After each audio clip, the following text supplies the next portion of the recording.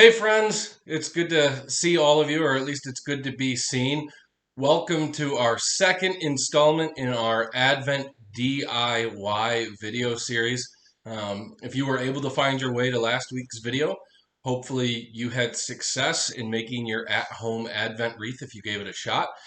This Sunday, we will light the second candles. We'll light the first and the second candles on those wreaths, the candle of peace, as we head into the second week of this um, pretty unusual Advent season, but it is Advent nonetheless.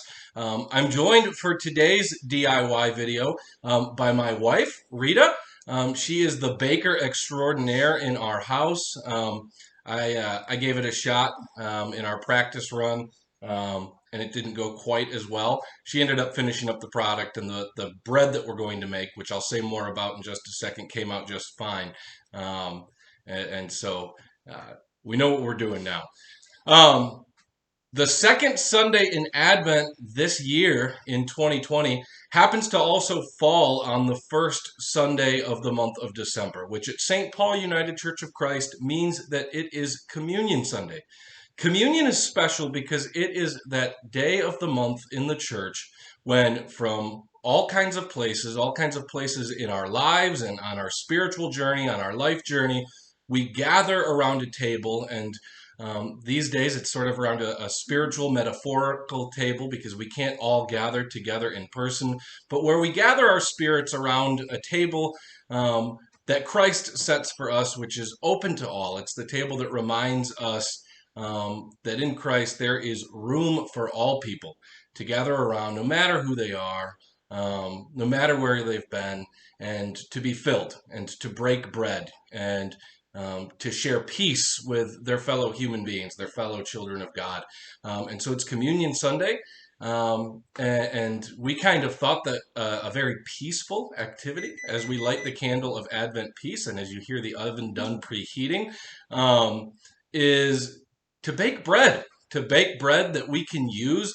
We've got a loaf that's all ready to go, and it's going to serve as our communion bread on Sunday morning.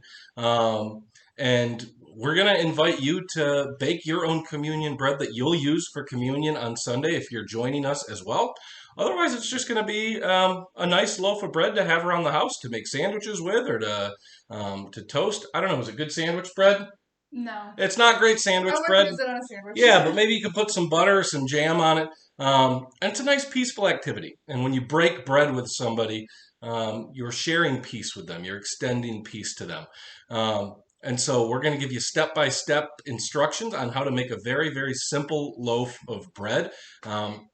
The recipe is in the same email and on the same Facebook post that brought you this video. So you'll know exactly the amount of ingredients that you need for everything.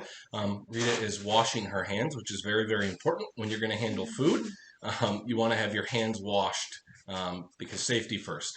So all that you'll need, you probably have these things in your house already. All that you'll need will be flour, 2 cups. 2 cups of flour. You're gonna need a little bit of sugar, just a little bit of sugar. It's a half a teaspoon of sugar. Half a teaspoon of sugar. A half a teaspoon of a half a teaspoon of salt, and 2 teaspoons of baking powder. There you have it. So literally, and 3/4 cups of water. yeah. So flour, sugar, salt, baking powder, water, and that's it. So we're gonna separate these things out.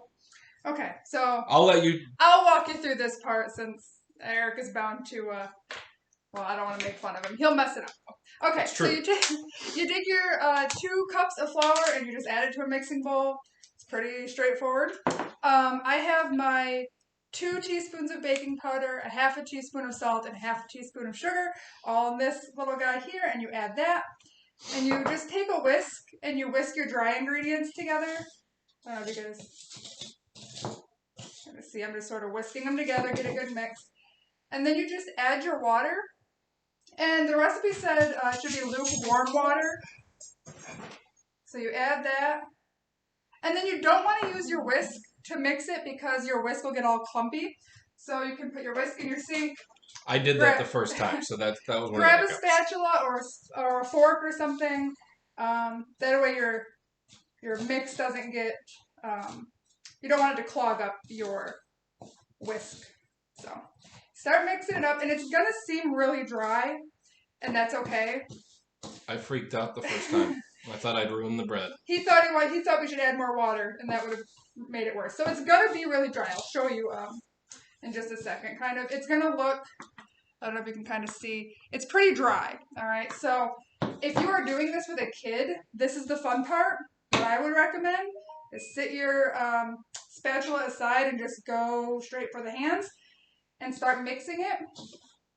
It might help if you have a little bit of flour on your hands too, because then it doesn't stick to your hands so much. But then you really just gotta put some effort into it. Oh, do we need flour on the?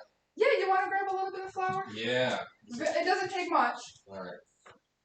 All right, so you're really just kind of kneading it in the bowl. It might make a bit of a mess, which is why if you're a kid, it's fun. That's probably good, honey. Okay.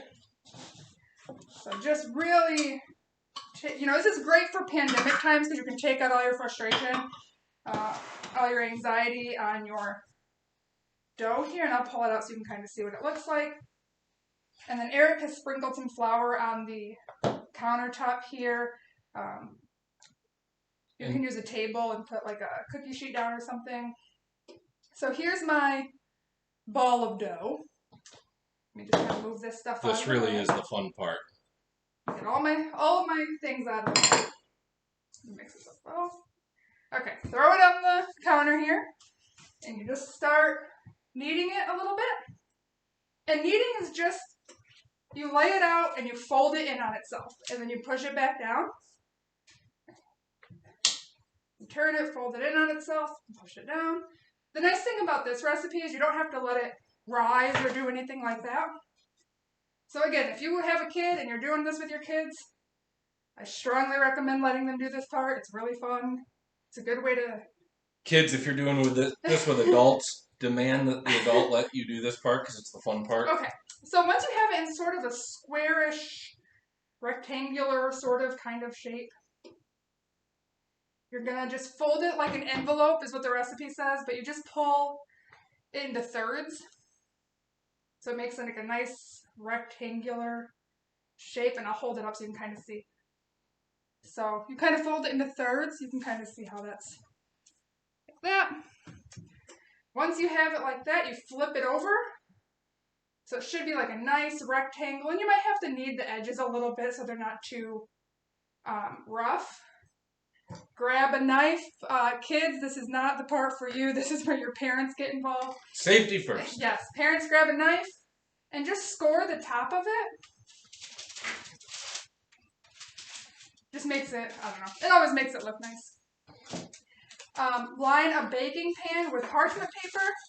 So this is the pre-product. I don't know if you can see that. Throw it on your parchment paper.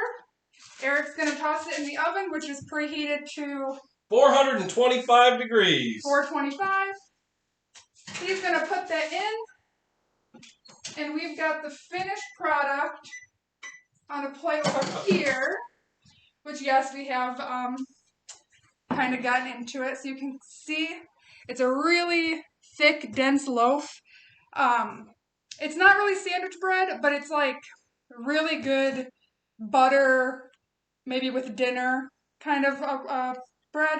It'd be a good communion bread, so I'm glad. I hope you guys make this. And yeah, that's it.